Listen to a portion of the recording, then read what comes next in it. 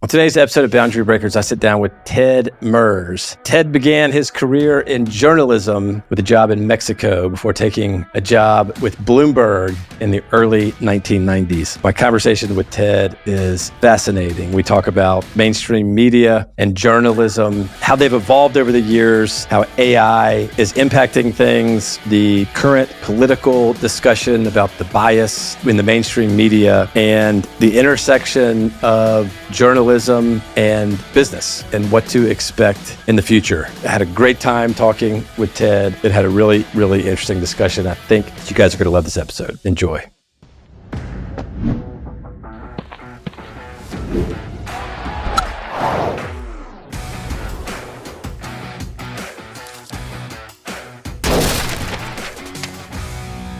Boundary Breakers is brought to you by Carter & Clark.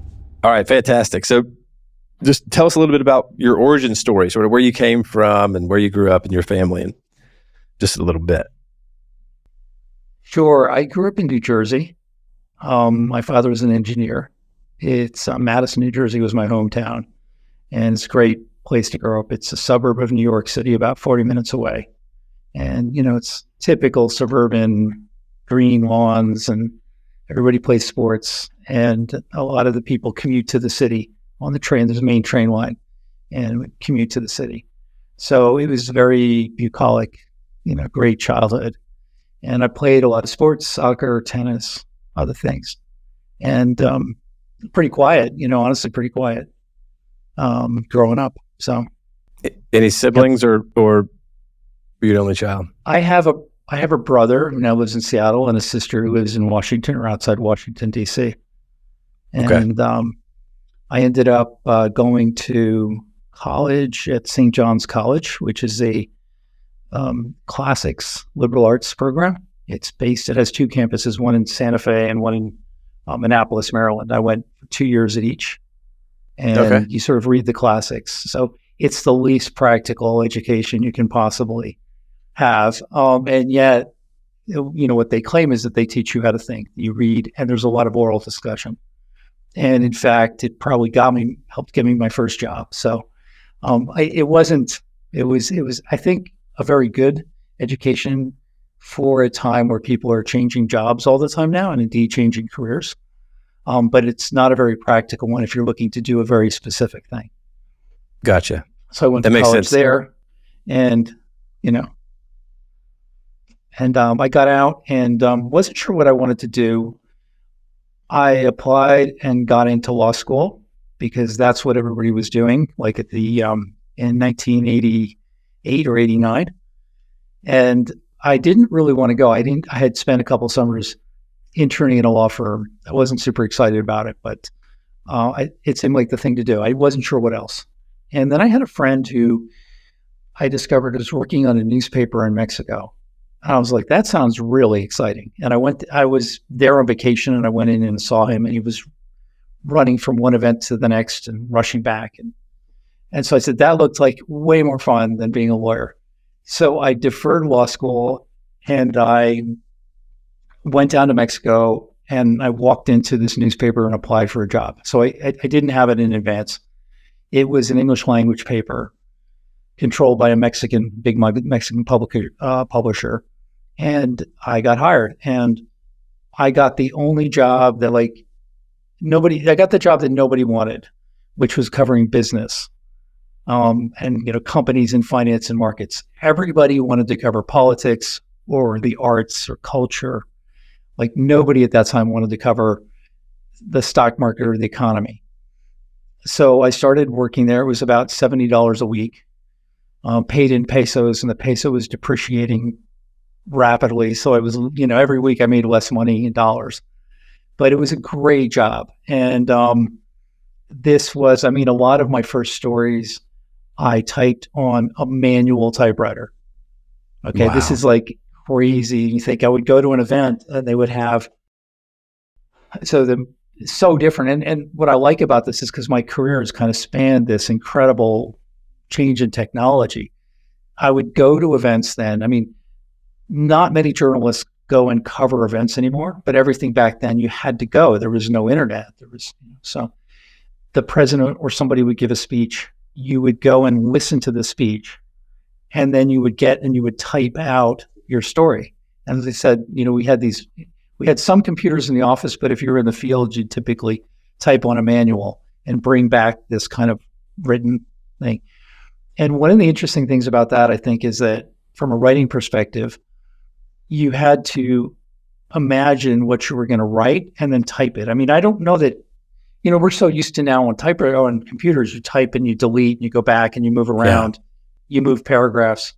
You can't do that when you're typing on a manual typewriter. You have to almost be visualizing the paragraph before you type it and the words before you type them. I mean, you can cross things out a little bit. So I did that for a year and it was fabulous. The other important thing that it coincided with was Mexico was that year signing a debt renegotiation agreement. They were privatizing all their major industries, and they were signing a trade deal, which is now known broadly as NAFTA. NAFTA, so okay. They were transformed. Like, it was a real fundamental moment where Mexico is at the forefront of these economic changes that were going to sweep through the developing world and countries everywhere. More, freer trade, debt renegotiation, and more privatization. So that was kind of my formative experience. And I, from there, moved to New York in 1990. It was a recession and things were kind of grim in terms of getting a job. I applied to all these places, CNN, Dow Jones. And I got Reuters. I got letters that said, thank you for your interest, but we have nothing. And then a friend of mine heard about this guy named Matthew Winkler, who had left the Wall Street Journal to start a new news organization called Bloomberg. And he gave me his number and I called him and went in to see Matt.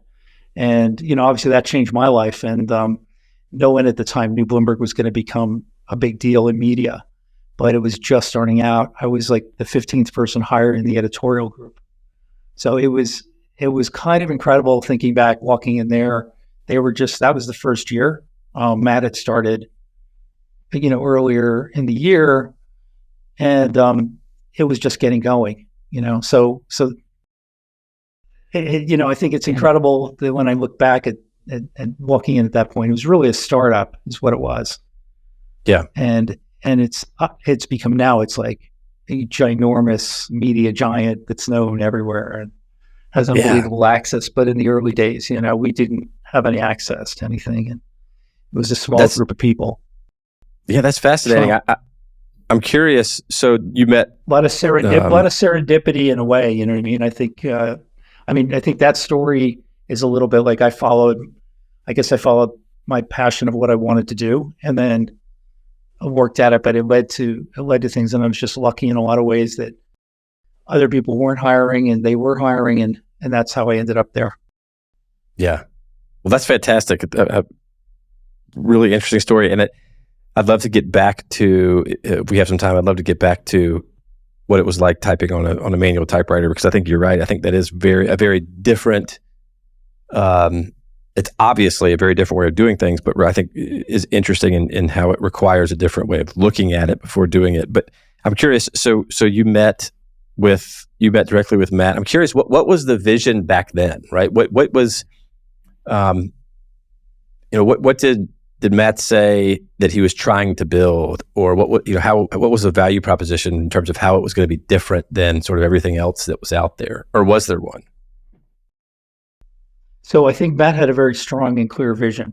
I will say, though, that myself and all the people who joined at that time were probably just joining because we needed a job. We had no idea it was going to go anywhere. So you did not, working there at that time, have a sense that this was going to become one of the world's greatest and dominant media companies.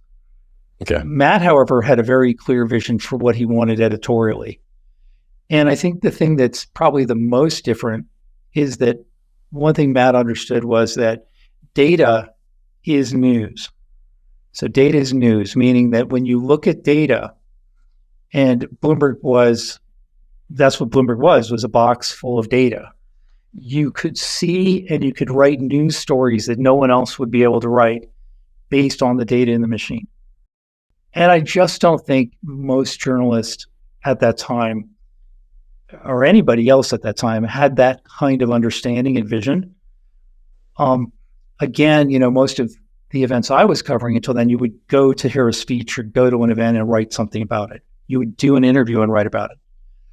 Matt's idea was that in addition to that, a smart journalist, a curious journalist, could look through data and see patterns and see stories and see things to write about. And that was kind of, I think that was a very unique point of view at that point. And his idea was that the journalists that Mike Bloomberg hired would basically translate data into lots of articles. And so I think that was unique. He had a lot of other very innovative practices, and I'd say style points. I mean, to give you an example, Matt was a stickler for precision. And at the time, you would oftentimes read in the newspaper that the stock market had a big day. It had a massive day. And so Matt was constitutionally against adjectives. He didn't want you to say it was a massive day. What he wanted to say was it was the biggest one-day gain in 3 years. And what was interesting about Bloomberg is because you have that technology at your fingertips, you could say that. There was sort of no excuse for not being very precise. The biggest one-day gain in 3 years. The worst earnings in 6 months, in 15 years. You could quantify all the points you were making so that the descriptions you put around things really emphasized with a lot of precision why something was significant.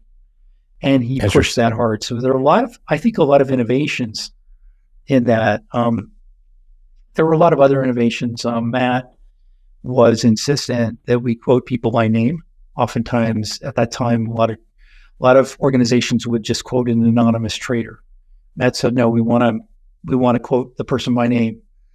Also, we wanted to always try to quote people with something at stake.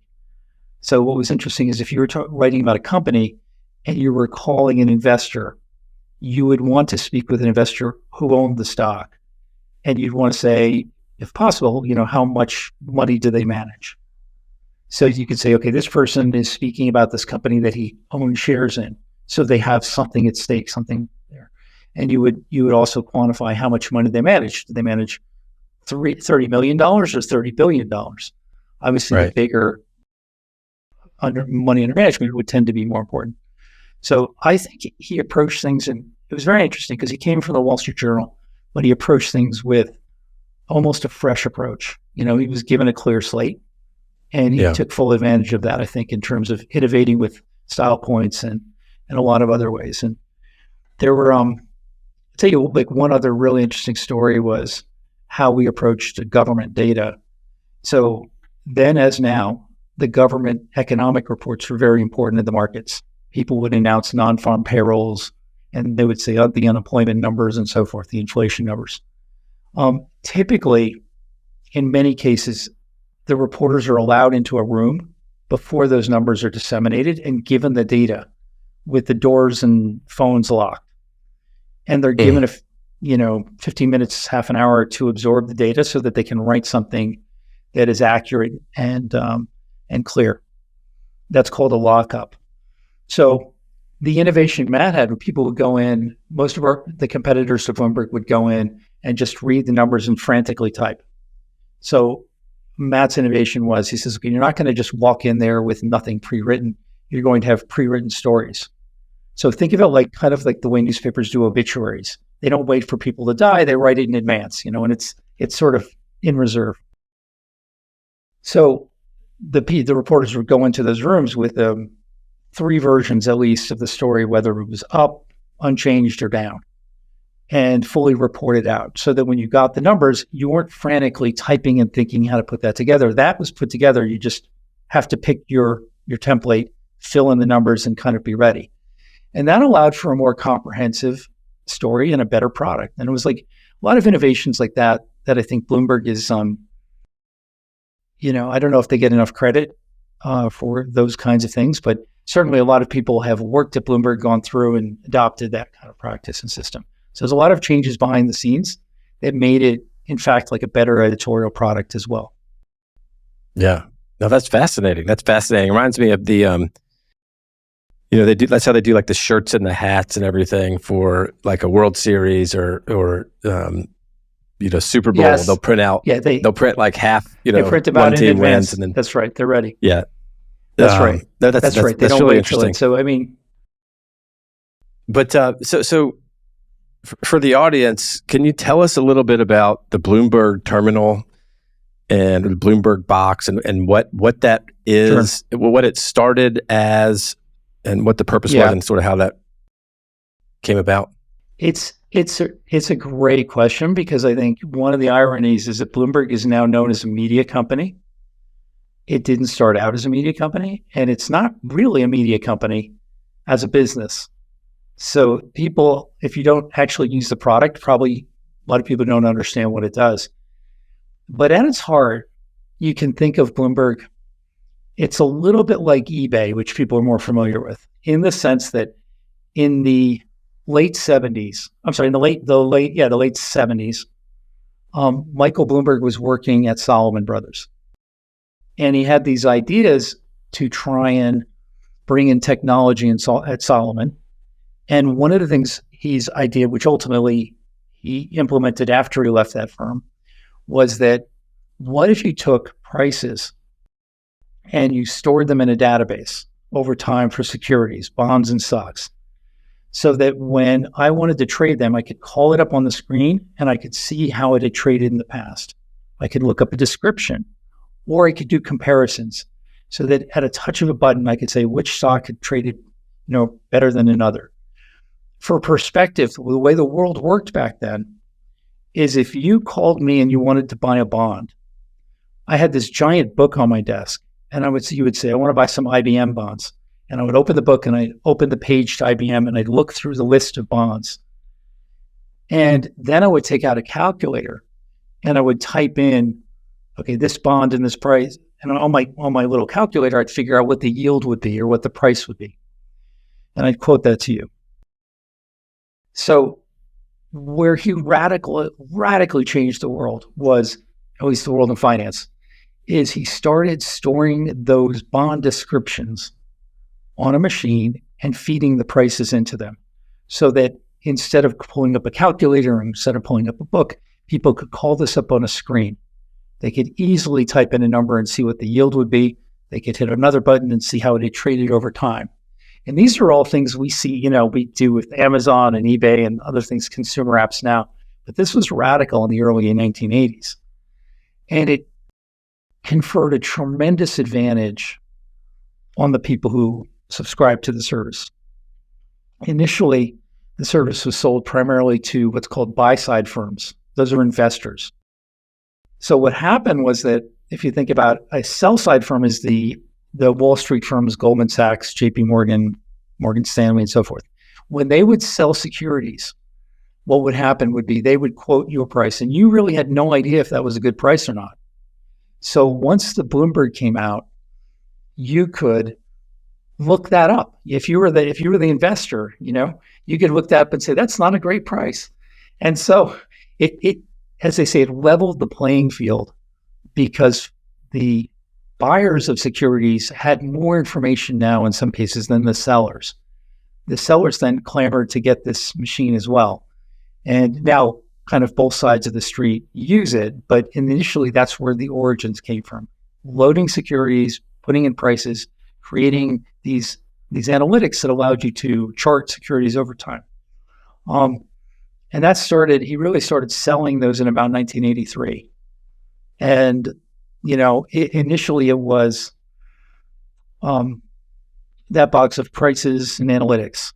And then news came in 1990.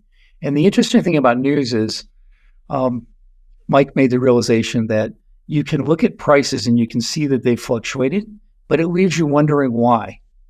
And so what the news did was provide that component of why something's moved. If I showed you a chart that kind of spikes, you'd be like, why is it going up? Imagine you looked at the stock NVIDIA today and you said, wow, that's really gone up a lot. Your next question would be why? So news provided as a part of that product the answer to that question. Gotcha. And that's sort of the origin of the machine. But Mike had impeccable timing in terms of the fact that technology was emerging. it was definitely going to change the street. And he kind of put that together in an easy to use application, and just kind of took off from there. And then he just kept adding things. It started with bonds, then stocks, and commodities, and foreign exchange. So the terminal has just added information over time. But it's very much a professional system. It's not geared towards a retail or consumer audience. It's geared towards people who are managing or trading large amounts of money as their day job. And that's, most of the customers are institutions. So.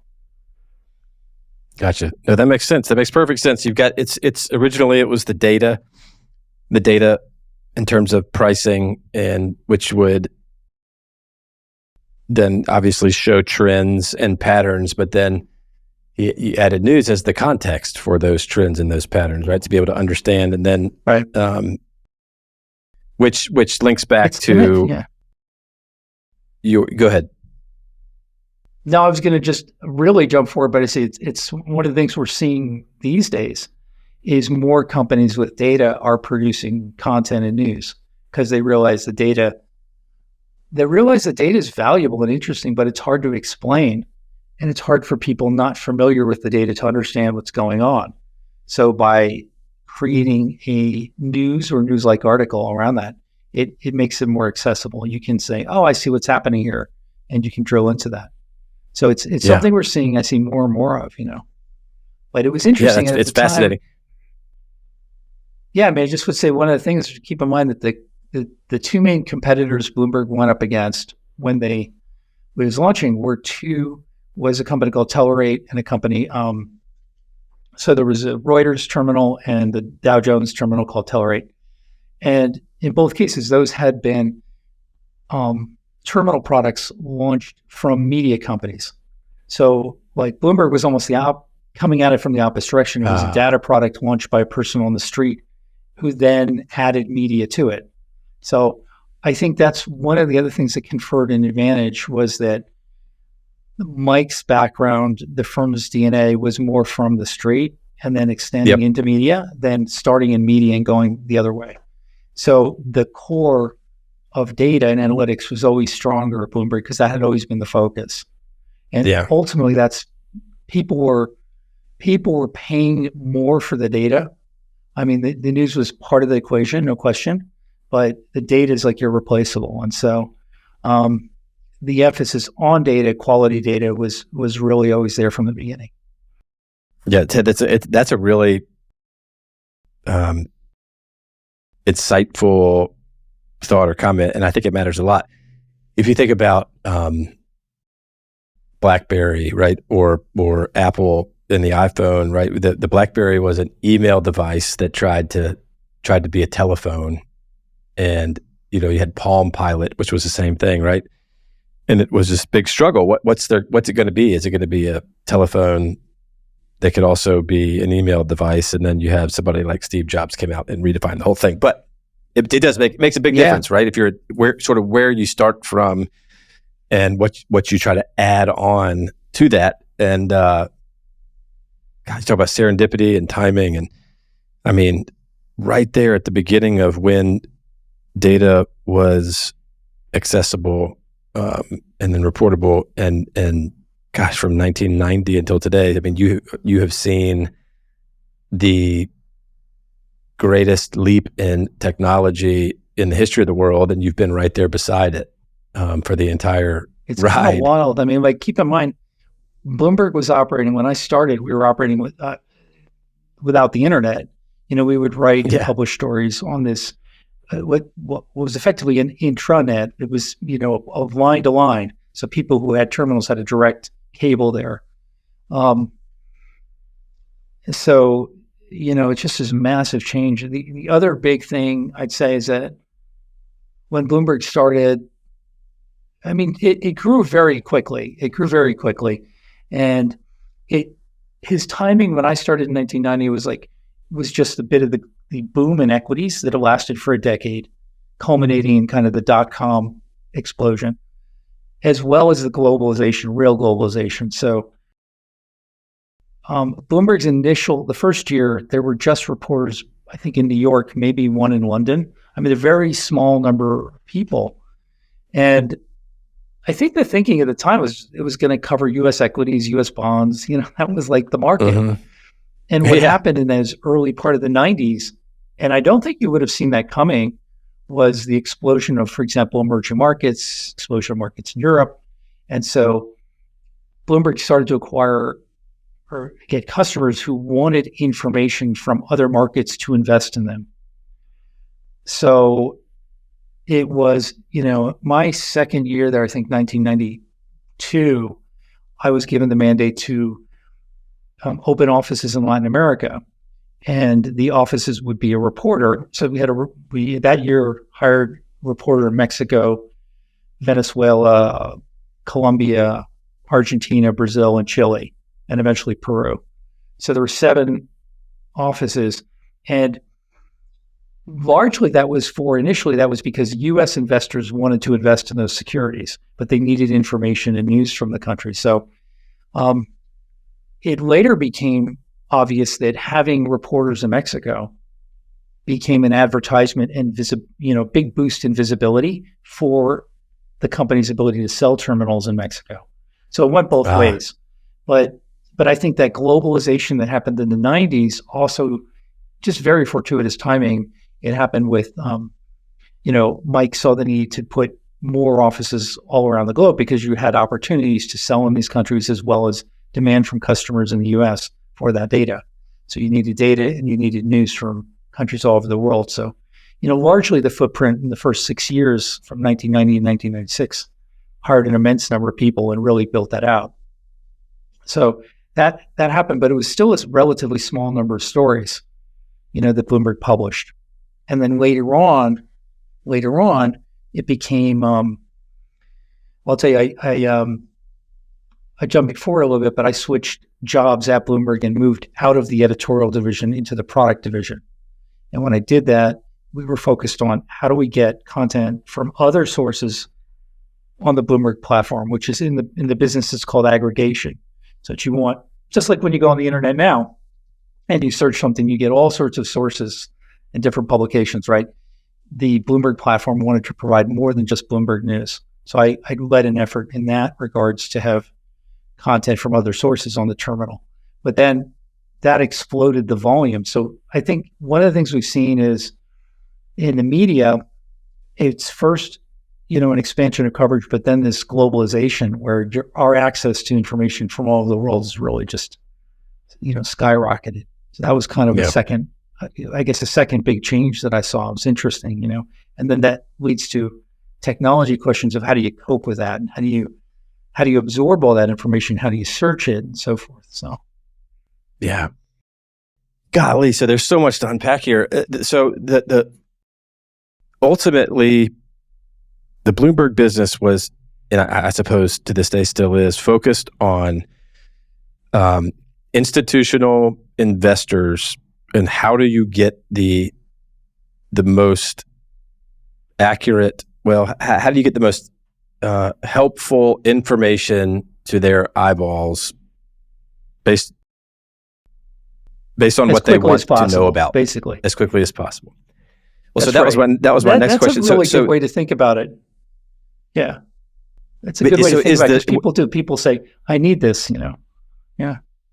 And so, is the speed? Go ahead. I mean, when you had I'm sorry. This is I want to hear everything out of your mouth, but so you actually had to have a wire to the box, and so help us understand, is the speed at some point you guys had information that people that had a subscription to Bloomberg or had a terminal, they were able to get all this information before anybody else. I mean, it was a huge value to be able to have. It still is. I'm not suggesting otherwise, but more of an apparent and obvious value early on. Walk us through that sort of from a technology perspective, how that's all gone. Now we have the internet. Now, people have all this access to a lot of stuff in their pocket.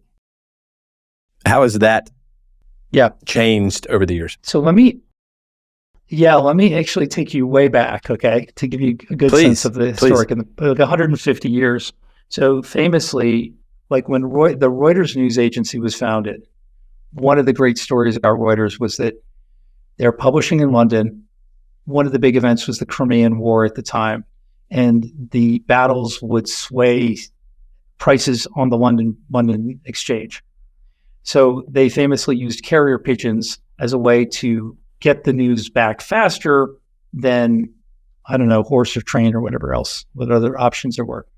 So if you start from that perspective, an event occurs in the world, you have to get the information to the publisher. They write a story, publish it, and they publish it in a broadsheet and put it out. And then it in a certain way, things didn't change very much for a long time. And when Bloomberg started, when I started at Bloomberg, keep in mind, events would happen in the world and they would be published on what's called the wire. A wire service was like the Associated Press or United Press International or Bloomberg. Bloomberg's a wire service. And they'd be published on a wire, invisible, in this case, to a terminal audience. But in the 1990s, most of the 1990s, those stories that I would see today would be published in the newspaper the next day. Okay, so there was this really strange disconnect. When I would talk to my friends, I had seen the stories on the wire. They wouldn't know about them till the next day. Big things, big speeches, big events. Okay, maybe if it was an incredibly big thing, it would be on the radio. But there wasn't, this is pre-internet, there wasn't a way to get that online. So I think one of the things people forget is it's only been in the last, let's say, 25 years, the time is compressed dramatically. So, I mean, between 1990, probably almost up until 2015, 2012 or something, I could know about things that my friends wouldn't know about till the next day. They wouldn't see them to the newspaper. They wouldn't get out. Now that never happens. Now when there's a big event, they'll see it as fast as I see it, or anybody in the newsroom, because it's on the internet immediately. And so all the time is compressed. So when you say things, people had it first from Bloomberg, in a sense, it was just the structural thing where you had to have a Bloomberg terminal or a wire be a recipient of wire services to get things. And now that's not the case. That's been compressed. Nevertheless, it is true that most things still appear on the wire, even if they appear on the internet quickly. And so when you think about financial markets, we talk about milliseconds now, not days. But if an event happens, Bloomberg or Reuters or any of the wire services will typically put out something. Let's go back to those government indicators. So a government indicator comes out, Bloomberg publishes that data on the wire, and it will get to customers in 30 milliseconds or something. There's a decent size gap before that would appear on the internet because of the way the internet processes information. Maybe it's 3 seconds. Okay, but that 3 seconds is from, if you were watching the bond market, that the move would have already happened. It happens lightning fast. So it's actually, the dynamic is not any different than the carrier pigeons. It's just that we've compressed the time to now seconds or milliseconds instead of hours or days. But it's the same kind of dynamic. As information comes out, people who have a lot to gain from that information, which typically are people, not only, but oftentimes in the financial markets, figure out ways to get it very fast. And, so it's always funny when people say it's instantly on the internet. It's not really instantly on the internet, but it's fast, But that's sort of the way the world is working today. If that gives you any framework. Absolutely. There's still like a million ways where there's information we don't know I think about this a lot, the way there's still a lot of cases where something will happen and it takes a long time to get to general public awareness. Maybe it's published in a non-English language. Maybe it's published in an obscure publication. Maybe it's, it takes a while to kind of like arrive, let's say. So that there's still plenty of opportunity for that kind of thing, and people are always trying to exploit that. But I would say that the fundamental dynamics of information haven't really changed. People try to get information quickly, and they're always looking for an angle to get it faster. I don't know if you read the book by Michael Lewis, Fast Boys, about the high frequency trading. But the short version of that book is just that there's a guy who wanted to trade in Chicago, and he realized that if he laid a fiber cable from New York to Chicago, it would get there seconds faster than if it went over the phone lines, or over the internet. And so he went to incredible expense to buy up all this farmland and lay a cable, and just minted money for years. So, you don't need it can be seconds, and it can make a big difference. But I was actually going to ask still that. True. Yeah, I was going to ask that.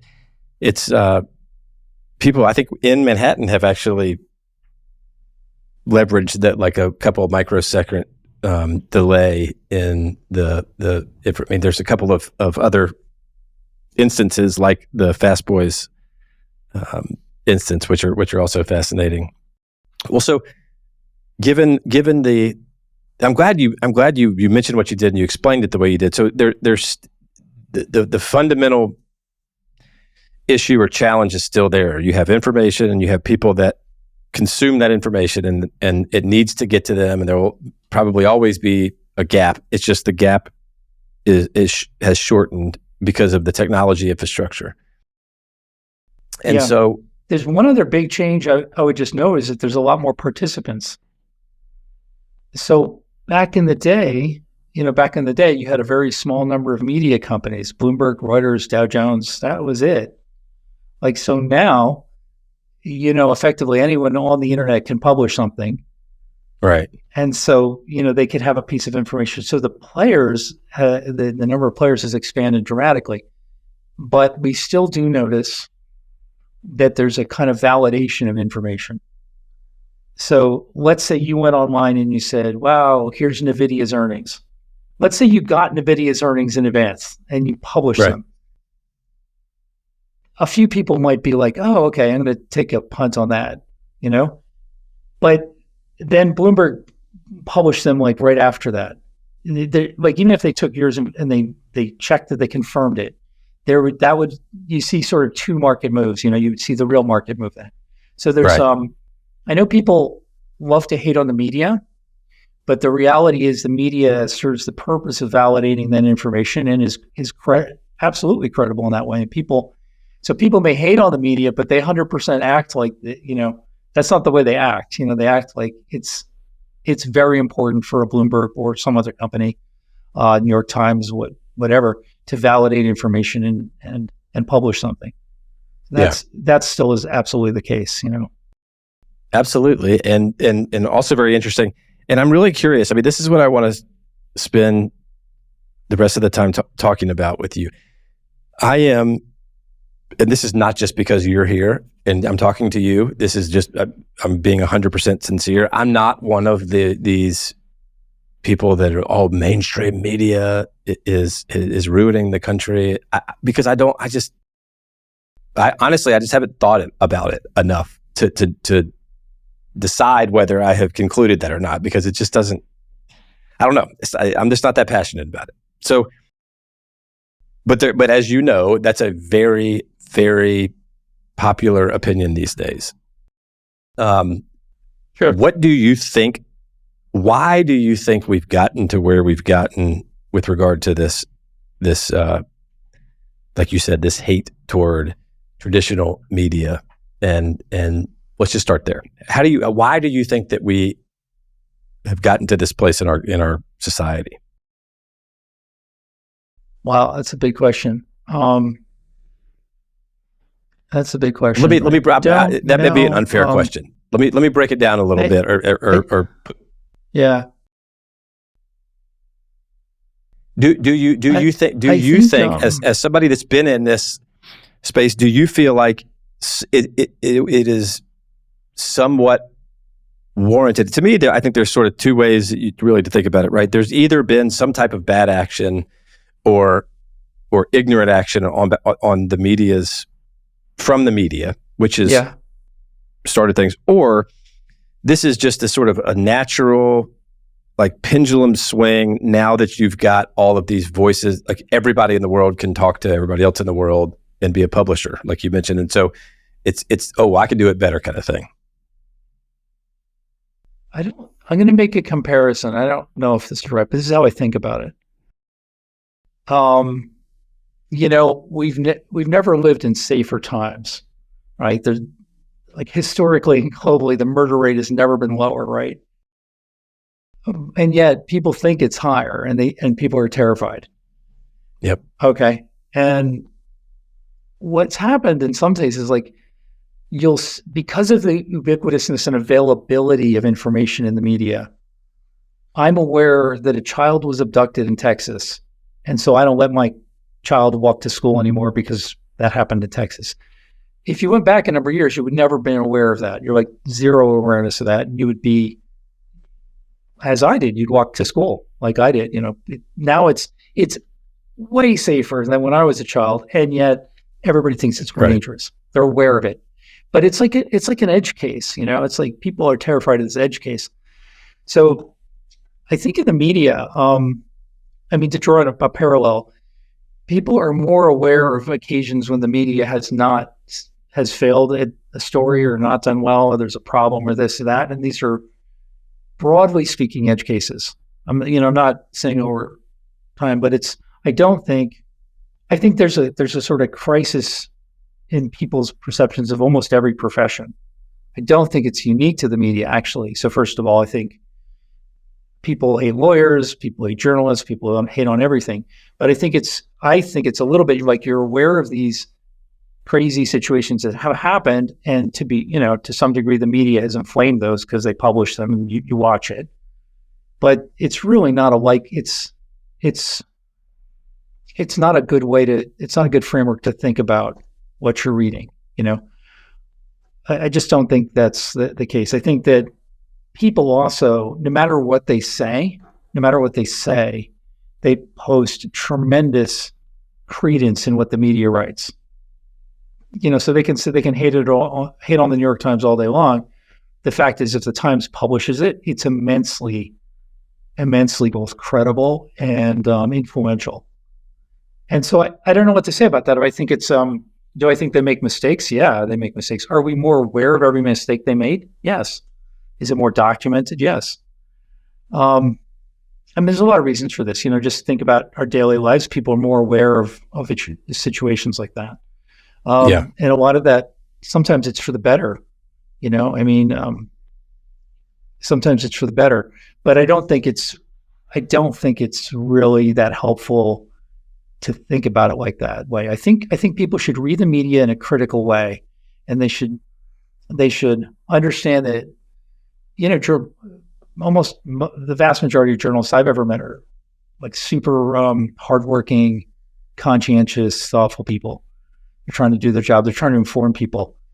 They have limitations, and most journalists are not experts in the topic they're writing about. They are informing you of something that's going on. Right. If you're a doctor and I write an article about medicine, I'm not going to know more than you are. So I don't know, when I hear these conversations from people, I think to some degree that's like the expectations are unreasonable. It's like you should I think you should read everything critically. And I oftentimes find people have a strange expectation that journalists know everything, like they do. As I said, I'm not a doctor. I have to write about medicine. I do the best I can. I'm informing you. And I think you should look at it that way. You should say, okay, I'm informing that I got the information, and you shouldn't expect me to know everything you know. Yeah, fair enough. You know what? I think anyway, that's sort of, I don't know. I don't see it as a systematic problem. Mike, I'd say one other thing I'd say that is interesting. Like in financial markets, this would be my controversial hot take, would be, we didn't see it in I never saw a lot of what people call fake news in financial markets. So I always looked at it like, people can have all sorts of opinions about all sorts of things that happen. But when you put money down, it suddenly clears the brain very quickly.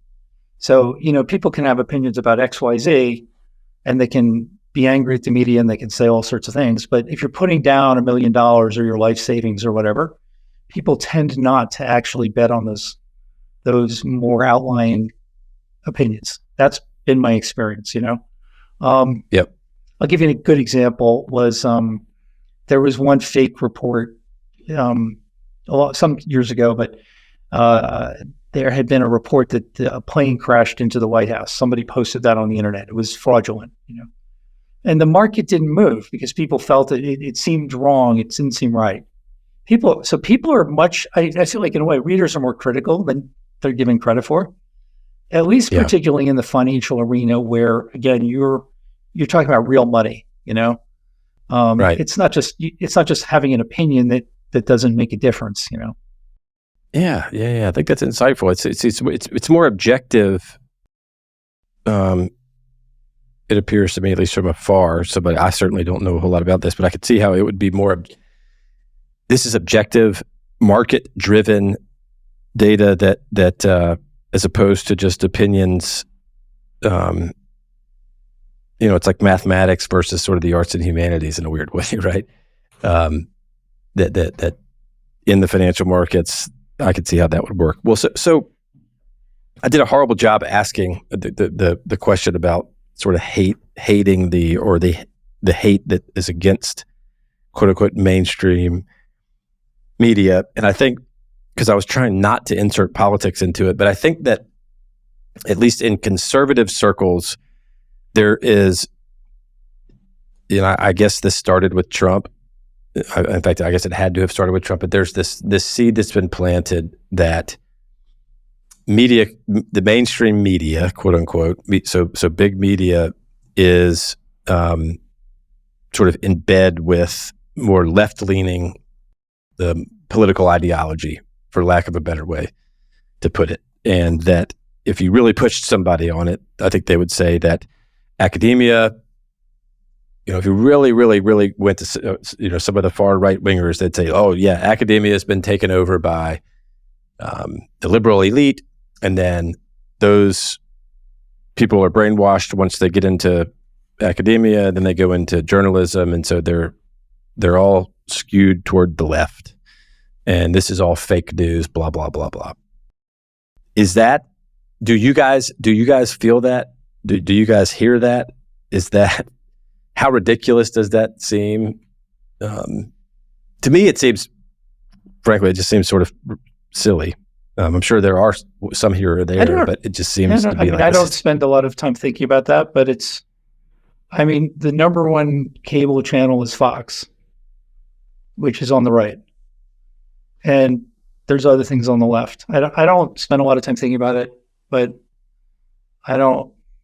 when you say like Fox is just as much part of the mainstream media as anything else. So when people say the mainstream media is to the right, it's like, okay, or to the left, it's like, okay, the number one cable channel is to the right. So I don't know. Like I think I just don't think it's a super. I don't really focus on that a lot. Yeah. I think that people should read and listen to the news, and it should make them think about things, and they should, I don't think anybody. I don't think anybody actually does even just listen to things and just say that's the way it is. I don't think that's the way humans work. So I recognize people say that. I don't know what to say about it. Really. That's interesting. Well, so maybe this will be helpful. I don't know. And now like you've got so many news sources everywhere. Right. There's certainly there's no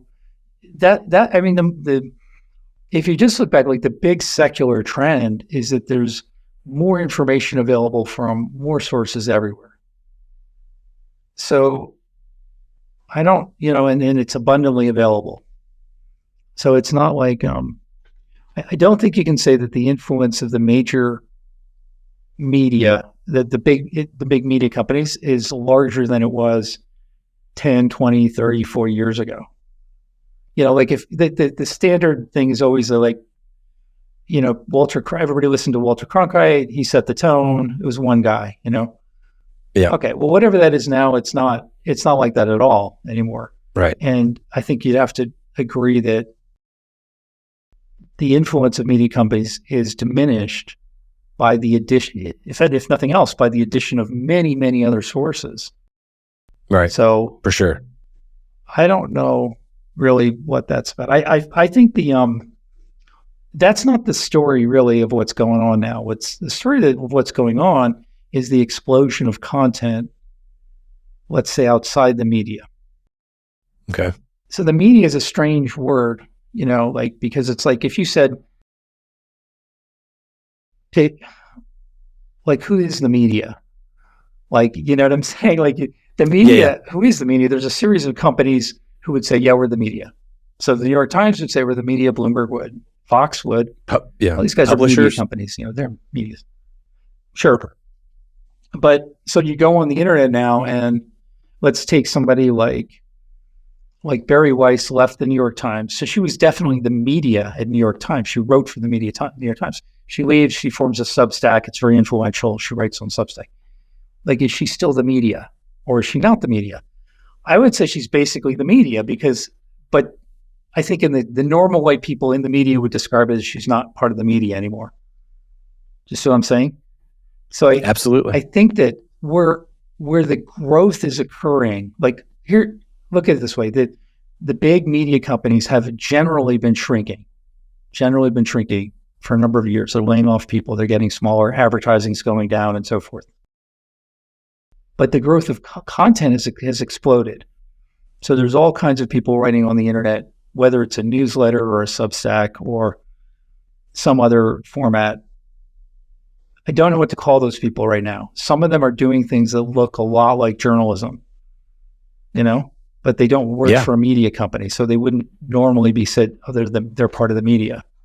But they're producing, that's where there's an immense amount of growth in content. And so I think that's the more interesting question in terms of what's going on is kind of with content. And we don't really have good words to describe what that stuff is right now. Let's say a consensus. But in the modern, on the internet, people say, oh, they're a content creator or they're an influencer or they're something. They don't say, oh, that's a journalist. And yet some of those people are writing things that are a lot like journalism and do similar things that have similar impacts. I think to me, that's the most interesting thing in what's going on right now. Because I think it's hard to argue, like if you just take the Times is incredibly influential and important, but it's probably not as, it's hard to argue it's more influential now than it was, I don't know, the time, maybe not a good example, but generally speaking, the media has been firing people and getting smaller. And so, and yet the amount of writing we see is getting bigger. So I think that to me is the kind of bigger question to focus on is like, what's going on there? What do you call that? Yeah. And are those people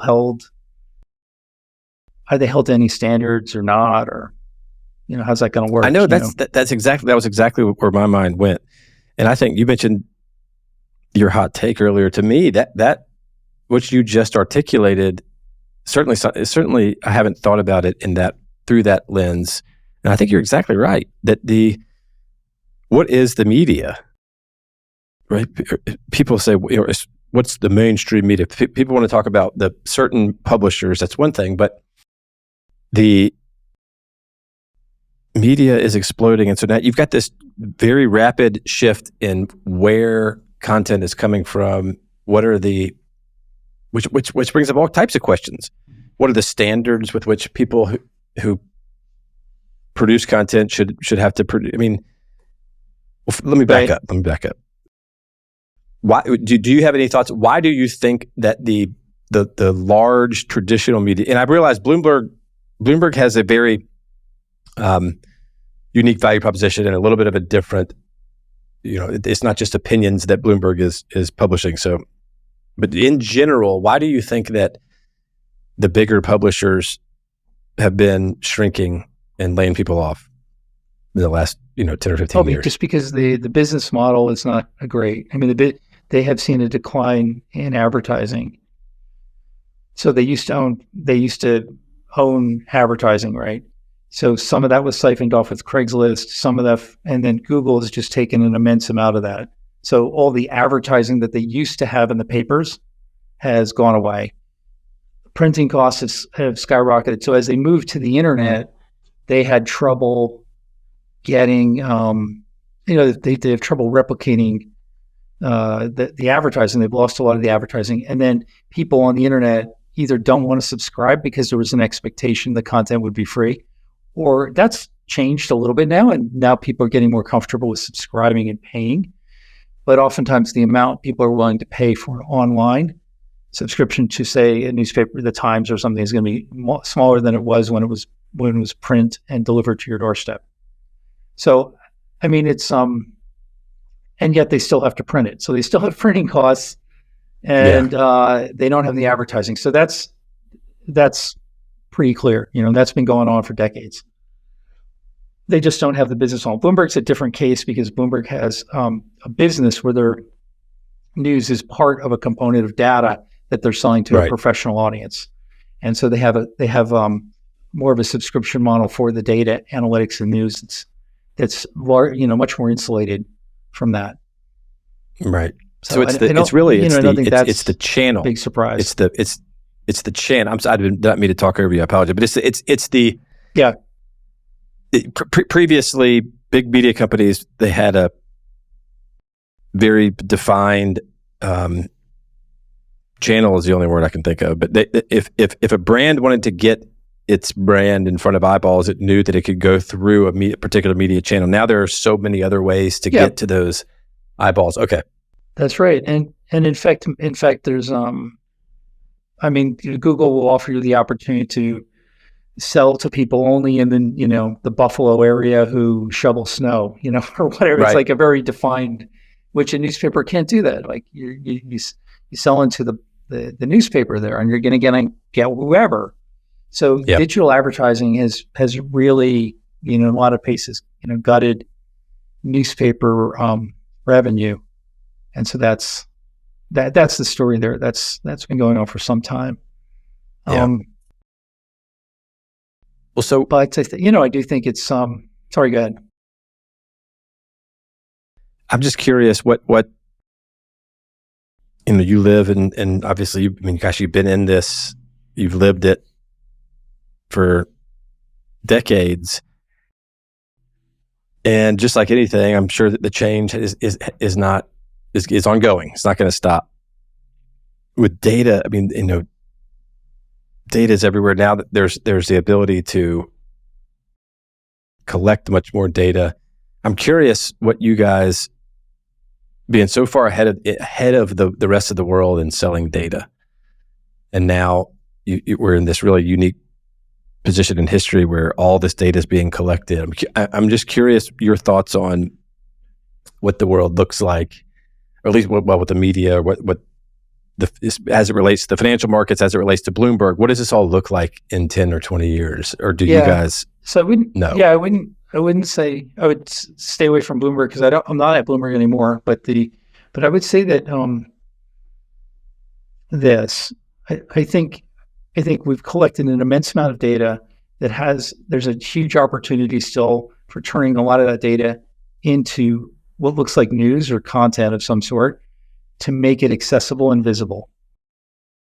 So there's all kinds of things. That's just humans can absorb information that way and really effectively. So like if I gave you a table of a table of data you're not familiar with, you look at it, you couldn't see the pattern or you couldn't see what the insight is. It's very easy now to use AI to turn that data into a news article and a news story. Or not even a news story, just something textual that you can read, and then you're going to understand what the implications are. Okay? And so that's going to happen a lot. That's one huge thing. So the amount of content we produce now is, if anything, going to be magnified exponentially. Okay? There's all these little, so I think one thing to think about is we went from an era not that long ago where we had newspapers, and the newspaper was limited in pages. So you could only have as many articles as fit in the newspaper. Obviously, we're now digital, but honestly, we haven't moved from that standard. The the amount of articles is still kind of comparable for most publications because they kept the same model of reporters doing it and so forth. So if we move to a model where AI is writing more stories or AI assisted, the volumes could go up dramatically and you could write about a lot more things and have a lot more content. The other thing is you could conceivably, this is a very interesting idea I was thinking about recently was, okay, and this might come back a little bit to your bias question about media in general, but the media can only write historically one article about a topic, whatever that topic is. Okay, so, whatever the big story of the day is, the person writing the story has to write it in a way that it's kind of hitting the median person who's going to read it. Okay, so if my audience lives in, this is a classic thing in journalism, they'll say something like, plane crashes in Hawaii. Okay, that's the story. If it's written in New York, it'll say, Hawaii plane crash kills 300 people, one New Yorker, one man from Queens or one Brooklyn. That's the way it's always kind of like localized to your audience. Yeah. That same story in Miami will be plane crashes killing 300 people, 2 people from Miami. Right. Okay. So if you're writing in a major publication, you're writing to try to one story to hit the average reader. So it kind of gets what your average person in your group is going to want. Okay. And everybody knows their audience. So I think this is more what happens with the media than, people think about bias. And I don't think it's bias in the way people think about it. I think it's that you're writing for your audience. You think you have a vision of who your audience is. You're going to write that one story. Okay. In the future, not too distant future, you can see a world where every publication has different stories. So I could write a story that using AI would appear differently wherever you read it. Oh, man. It wouldn't be the same story. Okay, you see what I'm saying? It's a really very dynamic story based on short. A dynamic story. Dynamic. It's dynamic based on. That's right. Holy cow! So it's conceivable that we see. So then, I published that story about the plane crash, and you read it, and you read it, and it's totally different than your neighbor reading it because because I know all this about you, I know what you care about, what you're interested in. So the story becomes different. That's a very possible thing and doable. And that's crazy because we're up until now, whether you like or don't like a media company, we can all agree about what they wrote because it's like the same for everybody. Right.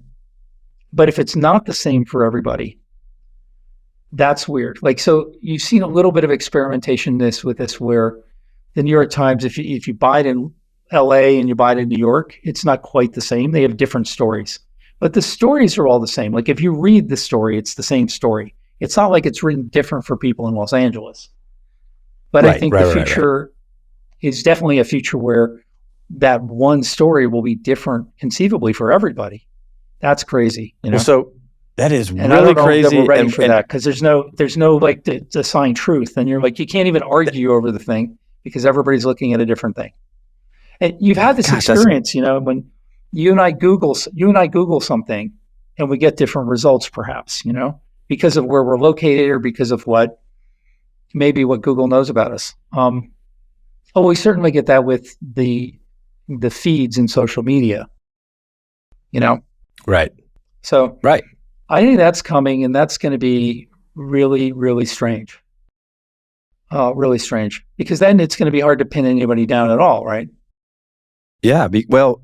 And how do you know that, it's like, hey, did you see that story in the Times? And then you have, there's that's right. Like one thing that you're looking at and analyzing and talking about with somebody else. But if it's been customized to what if it's a different story, then gosh, that raises all types of questions, Ted. I mean, how do you even really have that's right. objective understanding of what you're even talking about if it's not clear how it was told to you versus how it was told to me? That's right. That's right. I mean, you could think about it's going to be strange, going to be strange. Yeah, and I could understand like curating different articles or advertisements based on the, you mentioned social media thing. I mean, even to I could understand if I went to wallstreetjournal.com and the ads that showed up or the articles that showed up were curated based on, I mean, I have 5 kids, right? So I would imagine that there's, father articles or family articles or articles about Disney World or something. I mean, ads about Disney World. But if somebody else in Hawaii looked at it, it'd be very different. I get that. But you just blew my mind a little bit, because it's a whole different ball game if it's an article about the election and it is giving me certain facts. Because of who I am. So that's right. I mean, so you could imagine a world where it's like Everybody News or something. There's some news publication where we write a story and you pick it up one state, you're reading a totally different version than another state. And it's a version that is more pleasing to you, oh my gosh. For whatever reason. It's people want to read things that they like, right? So yeah, I don't know. It's wild. That is wild. Well, so I'm curious, just real quick about your thoughts. You mentioned AI. I'm glad you did, and then I want to talk about your departure from Bloomberg and your consulting firm and what you guys do and things like that. But so AI wise,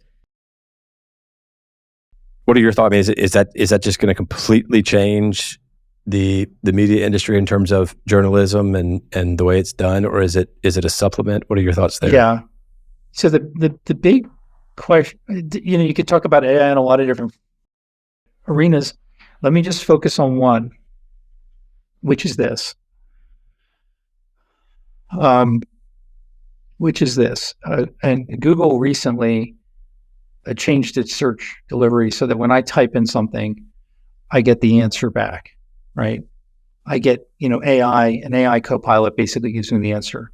So if I say, tell me some information about Teddy Roosevelt, right? Actually, that's not a good example. Tell me what's going on in the New York politics today. Okay. So until very recently, they would surface a series of articles from the New York Times or Bloomberg or Reuters or whomever, and you'd have choices, and you would click into that article and read it, and you'd absorb that information. And so that has been the ecosystem for 20 years, 25 years. And it's not great for publishers, but they get the click, so they can sell an ad on that page, and they get paid. Okay. So starting now, basically, you're not increasingly ever going to get that anymore. Instead of getting the choices of different articles, you're going to get this digitized, summary of what happened. That's pulling from all the articles and writes it with AI, and it's going to say, "Here's what happened in politics today." So, in that scenario, the publications don't get paid. Okay, but to deliver that summary, Google or Microsoft or whomever, OpenAI, needs the underlying stories written. Otherwise, they can't generate the story. So we've gotten to this cul-de-sac where people are saying, like, what's going to happen? Because if you're not going to pay people to write, if there's no mechanism to pay people to write the underlying, the AI summaries aren't going to work either. And nobody really knows what the answer is right now. It's just, we're kind of just stumbling into this where it's much more advantageous to the consumer to just get the summary than to get the article and try to figure out where the information is in the article. It's unquestionably a better experience. So the market's going to drive to that, but there's no solution for paying the people to write this point. And that's what everybody's wondering. How's that going to work? How's that going to work? It's not clear. Yeah. At some level, I know you go back to, like, people hate on the media, but at some level, someone, some way has to get information, process it, and deliver it to people. Otherwise, you don't have that information. It doesn't happen it doesn't happen magically. It doesn't happen by itself, for sure, you know?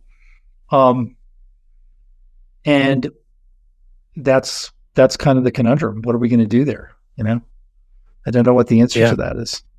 Well, it raises an interesting question, whether it's the information in the article that's the value, or whether it's the place on which those articles are published that is the value, right?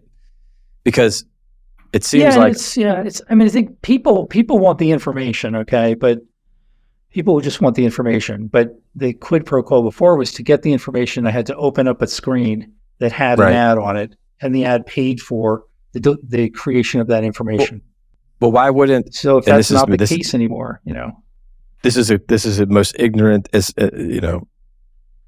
outsider comment as there is. So forgive me, but I mean, why is that any different than? Let's just use the exact example that you used, and let's say that Google has essentially now become the publisher, right? Because they're the one you ask Google a question, and instead of directing you toward, and they're giving you the answer.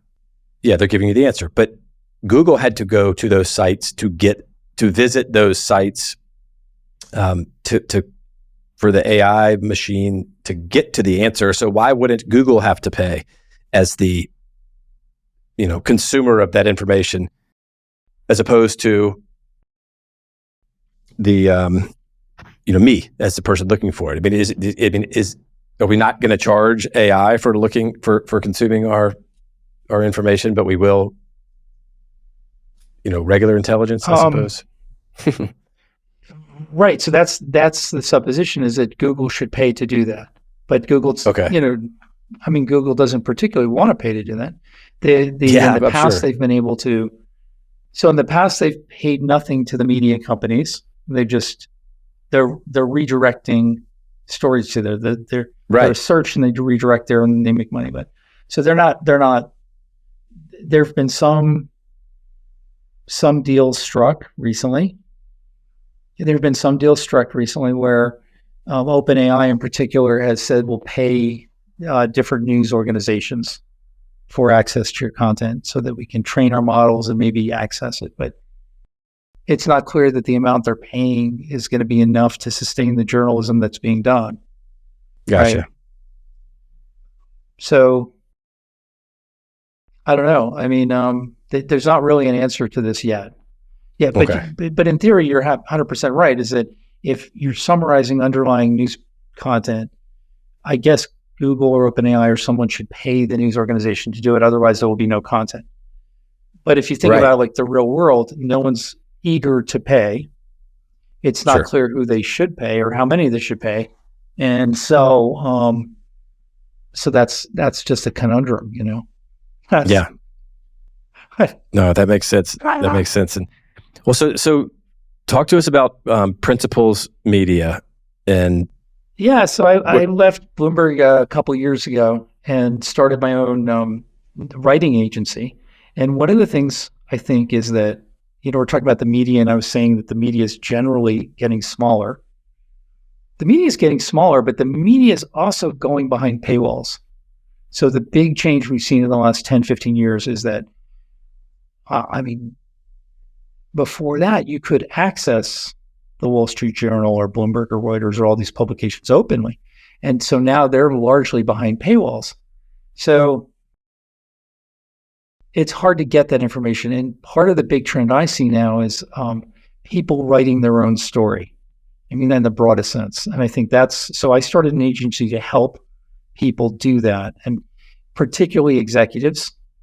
And so executives, I think that you can't depend on the media covering you anymore. The media is smaller, and if they cover you, you're still behind a paywall.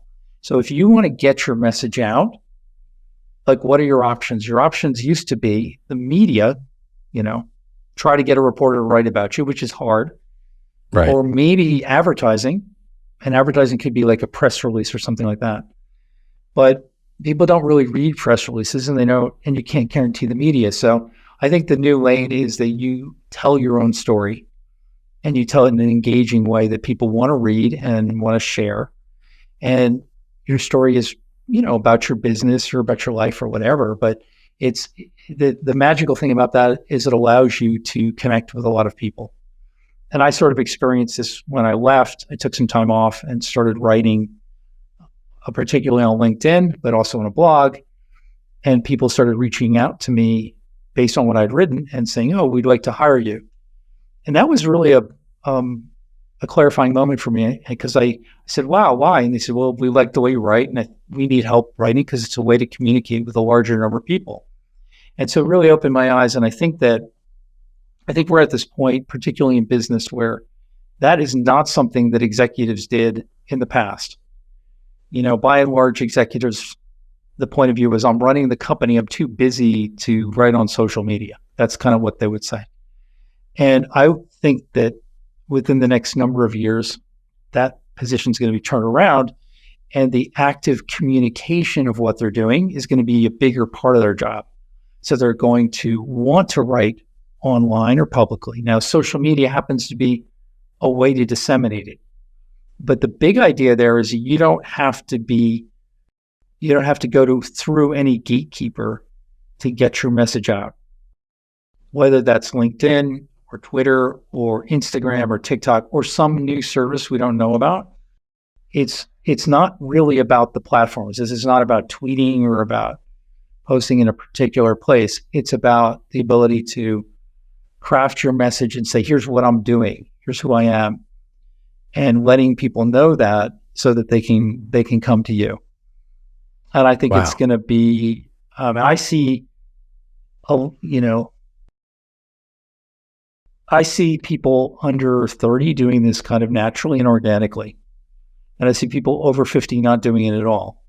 And there's I don't want to do that. It's terrifying. So part of my goal is to help those people participate if they're terrified, and I'll help them tell their story or craft it for them. So it's so you're talking to one of those people, yeah. You're talking to one of those people that are terrified of this right now. Oh, really? Okay. So why are you terrified? That makes no sense. Like, why would you be terrified? Well, I'm not. I don't want. Maybe I'm not terrified of the actual act itself, but where does that fit? What it's like being naked, I suppose, right? How does that fit? Where is that in the hierarchy of critical things that need to get done on behalf of the business? I'm a CEO, right? So where does that fall in terms of, there's a list of 70 things that have to get done this week, and not all 70 get done, right? So where does it fall? 100%. So it's a big question. The way I would explain it is, think about it as this way.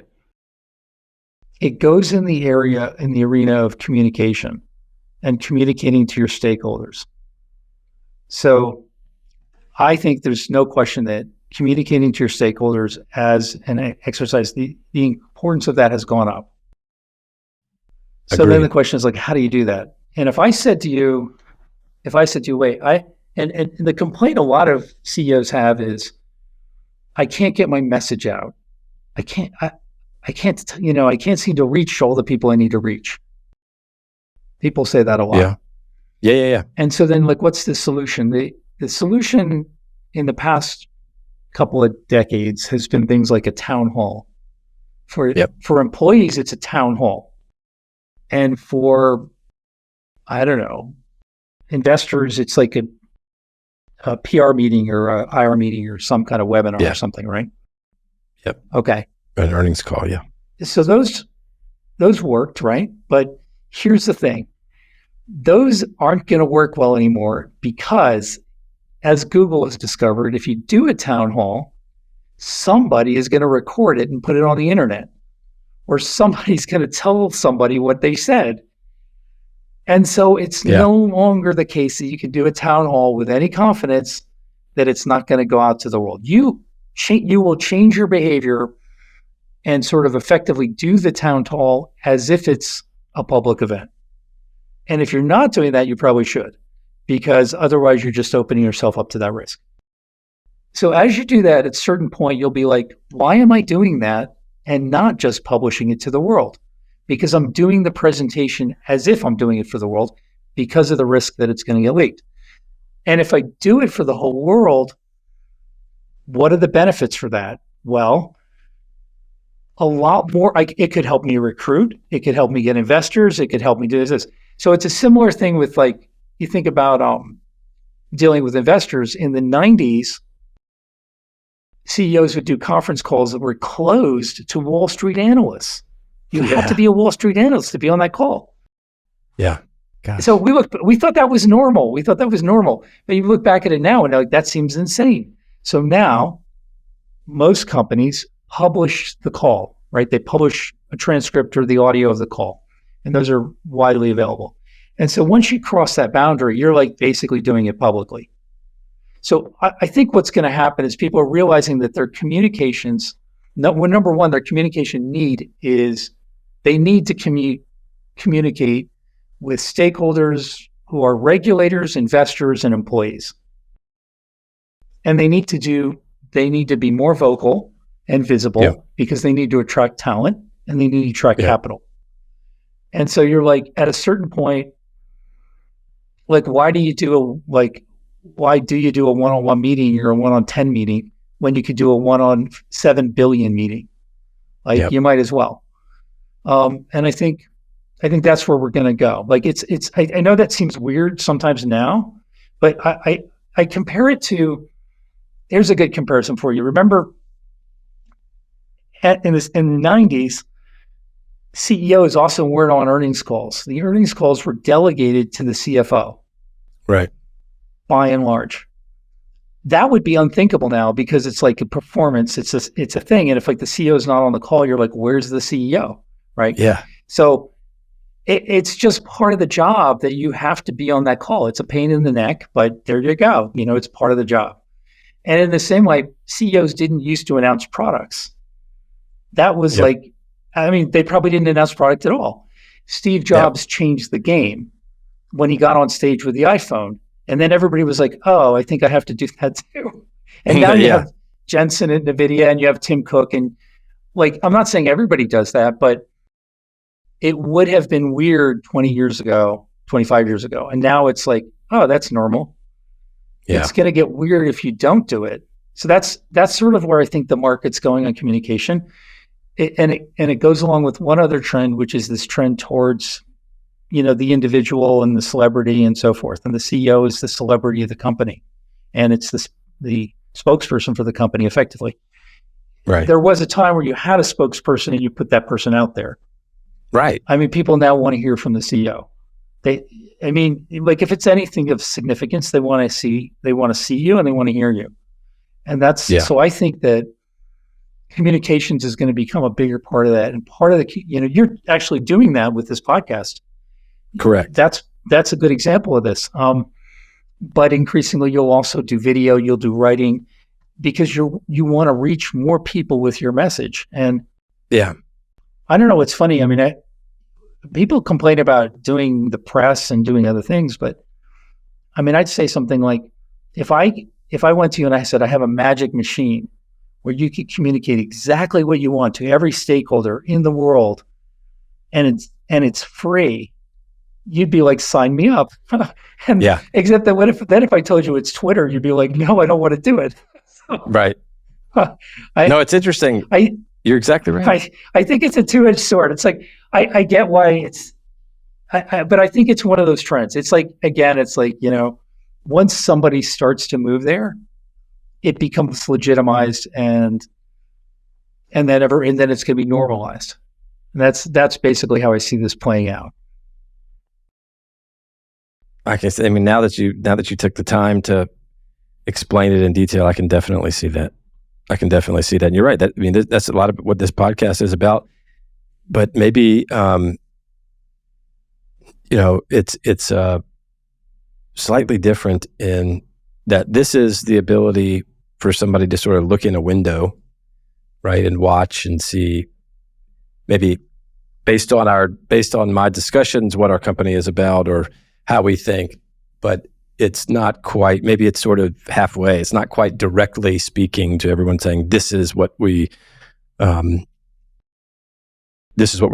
This is the message, et cetera. So it's, I'll have to think about that. That's really think you're on the leading edge there. But I also think you can always do it in your own way. There's not going to be one way to communicate with people, but I think the big message is that with this new technology, more companies, more CEOs, and particularly younger people are going to take advantage of this, and that they will gain a marketplace advantage from that. Their visibility will make it easier to hire, easier to get capital, all sorts of things just accrue to that. Those benefits will accrue. And so other people are going to see that, and you're going to be like, how come everybody knows about my competitor? How come nobody knows about me? And you're like, oh, because your competitor has 340,000 followers on LinkedIn. And you're like, how do I get this? How do I get this? And I'll give you one other big drop there, which is people like to hate on social media, but one thing that's interesting is you can't really buy followers. You can't buy engagement. Can't buy engagement. You have to write or publish good content. And you do good content and people will follow you. I mean, I don't care who you are. Like if you're super famous, you'll get some people, right? Obviously. But, sure. But you don't get engagement. If you put out content if you don't put out content, you won't get followers and engagement. If you put out content that's not engaging, no one does anything with it. Right. I've seen a lot of famous companies, very big followings, put out releases that get like 0 comments, and it's because the content is really boring. Yeah. And I'm sorry, but that's the way. You can't put out boring content and get people to like comment and engage and do things. And without that, the magic on social media, I think this is, I don't know how to explain this, but a lot of companies and executives just think they don't want to do it, or they just check a box. They're like, oh, did we post? Yes, we posted. I don't care what we posted, just we posted something. And that's a big missed opportunity, because you need to write or publish something that people will comment or like, so that it goes out to their networks. That's the magic. The magic is that because you're only there because you want to connect and reach more people. So if you write things that are not going to connect you, it's like, I'm not sure why you're doing that. That's the way I think about it. If you want to play in the game, you gotta produce something that people will be like, wow, that's interesting. I'm going to share that. And when I share it, it goes to their network, and new people see you who didn't know you before.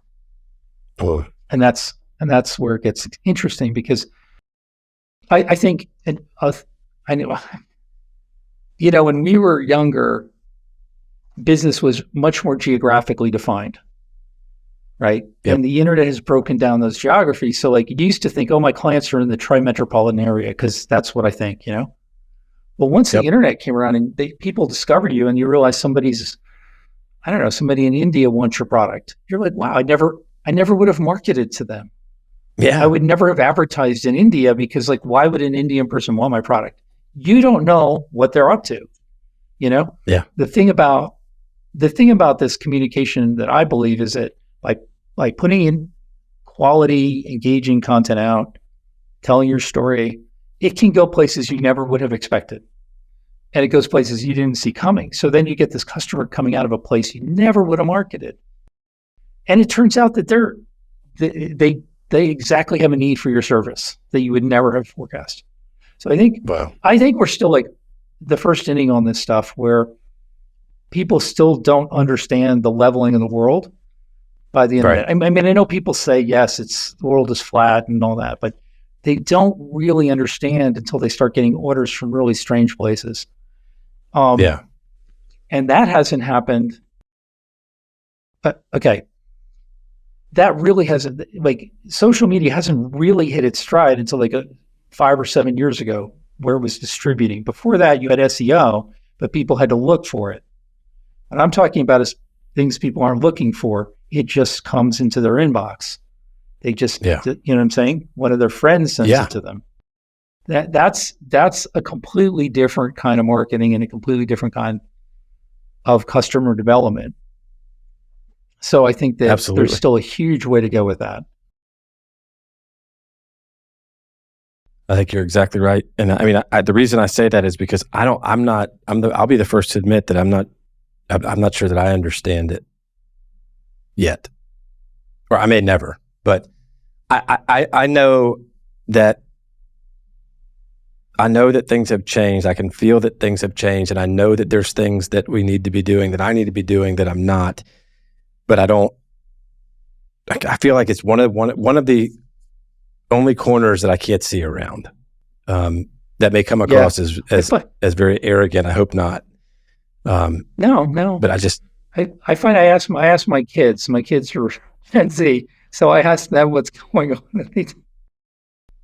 Yeah. And they give me some good insight. Yes. That is, well, I think that you do have a lot of the stuff figured out. And in case, Kat doesn't have my tongue. My wheels are just turning because I'm thinking about everything that you just said. And I think you're exactly right. And that what that means for business and what that means for executives is a different job description, or at least a different, added portions to the job description that haven't been there before, which is that's not a good thing or a bad thing. It's just a different thing. Yeah. The way I would frame it more is that it's always been the CEO's job to sell the company.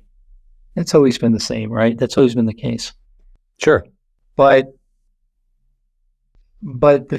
you sell it differently today. You don't just go to the golf course and meet people like 50 years ago, Right. Your golf course is much bigger. It's a metaphoric golf course you're playing on. So you have to play differently, Yep. That's a really, really good metaphor or analogy. Gosh, fantastic. Well, all right. Well, Ted. Great. Well, thank you. I just looked at the clock. I just looked at the clock, and I cannot believe I've asked you for this much time. So I really, really, really, really appreciate it. Before we stop, is there anything that we didn't touch on or didn't talk about that you were hoping that we would, or that you would like to discuss? No, we covered a lot. Covered a lot of ground. Okay. It was a really great conversation. We absolutely enjoyed it immensely. I did too. And gosh, you really made me think on several fronts, and I really appreciate it. And so if people are interested in finding out more about your consulting business, or if they want to get in touch, where can they go? Honestly, probably the best is LinkedIn. I'm very active on LinkedIn. And so they can connect with me there, DM me there, and read my content there. And, that's probably as good a place as any. It's easy to find. Excellent. We'll try to put a link up here at the end for your LinkedIn so that people can find you there. But thank you so much. This was a really very fascinating discussion, and I really appreciate you taking the time to be on Boundary Breakers. Thank you so much. Don't forget, everybody, you can find Boundary Breakers in a lot of places. You can watch our episodes on the Boundary Breakers YouTube channel, or you can listen to each podcast on Spotify, Apple Podcasts, or any of the other major podcasting platforms. Thanks for listening.